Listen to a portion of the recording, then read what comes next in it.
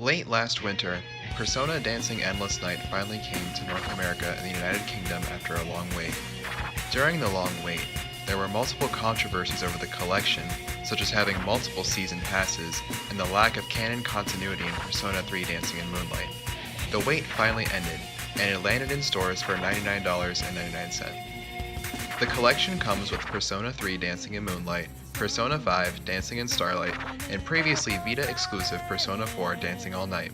I was compelled to buy the game not only because I'm a huge fan of Atlas, but also because I've been looking for a rhythm game to play since I returned from Tokyo this past fall. Persona Dancing Endless Night plays similarly to the Japanese game called Mai Mai by Sega.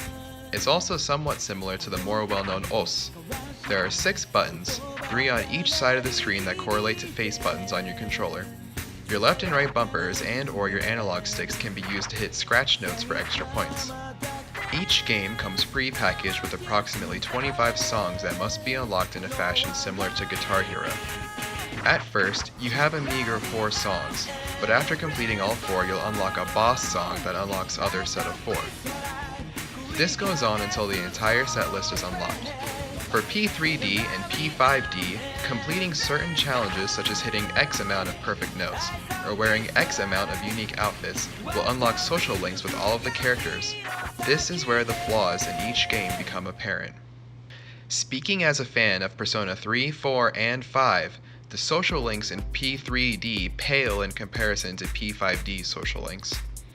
Akihiko is still a protein maniac thanks to the Persona 4 spin-offs.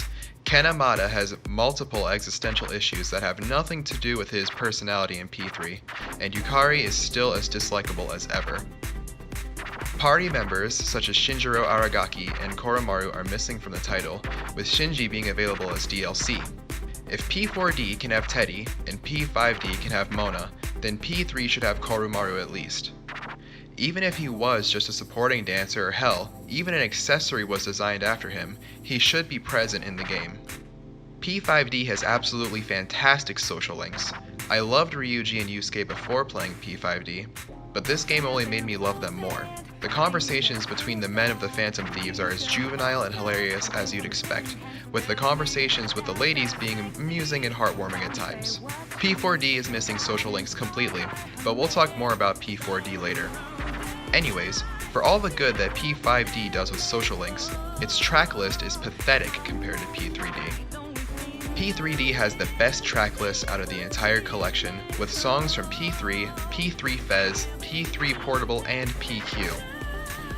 Along with original tracks such as Mass Destruction, Kimi no Kyoku, and Soul Phrase, P3D also sports the best remixes.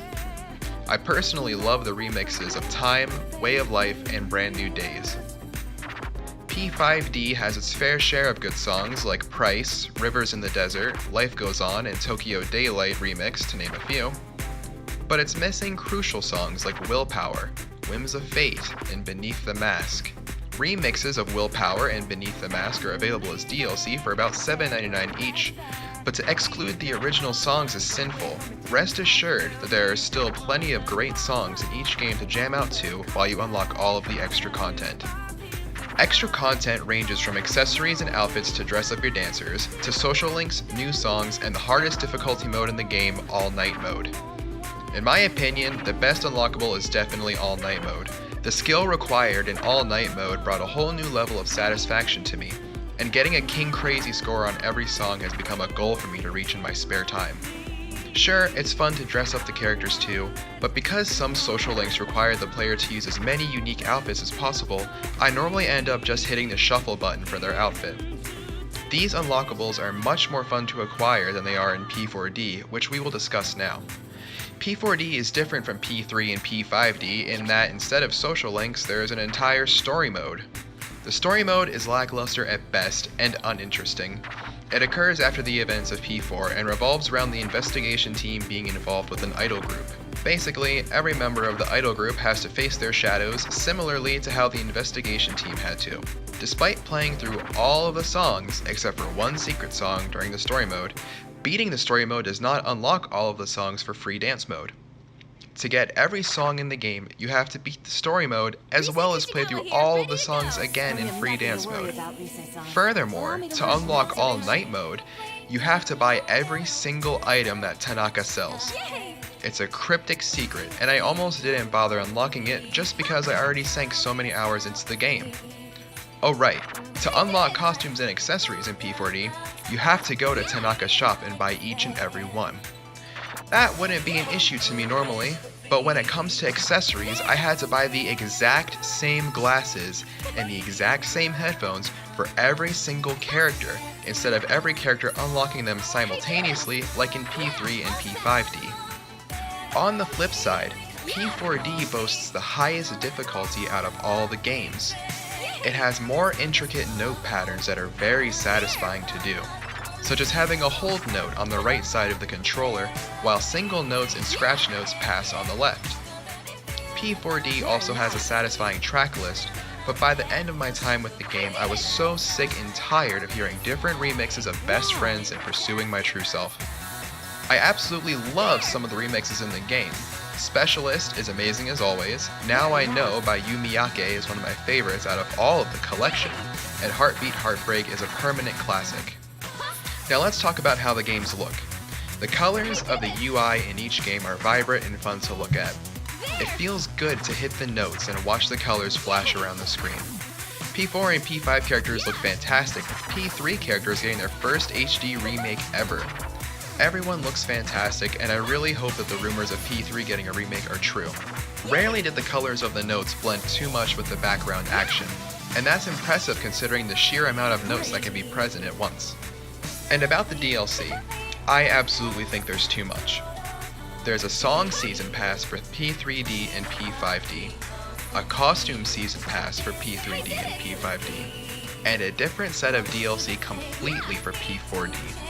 Furthermore, buying the song season pass doesn't actually get you every DLC song. There are 2 or 3 songs for P3D and P5D that cost an additional $7.99 each. Buying everything for this game would cost over $150 at full retail price, and that's a ridiculous price to pay.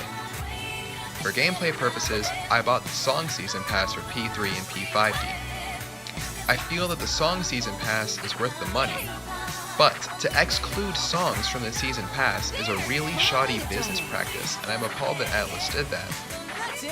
What I'm talking about are the 2 songs for P3D and P5D do not come packaged with the season pass. They must be bought separately. I can't say much about the costume season pass besides it looks cute. There's cute outfits for everyone in the game, plus a collection of costumes based on classic Shin Megami Tensei games. I consider myself a hardcore fan, but even then, I don't think these old school references are worth the money. Overall, despite my love for these games, I can safely say that these are very niche titles. I would love to recommend this collection to all Persona and Shin Megami Tensei fans, but because of the niche style of gameplay, I cannot do that. However, if you're a fan of rhythm games or think that they would be fun, this is a great game to get yourself into the genre. The games are highly addicting, and I'm still playing them even after accruing over 20 hours total on all of them. If you're thinking about buying the collection, try the demos first before you make your decision. Thank you for watching, and stay tuned for more content soon.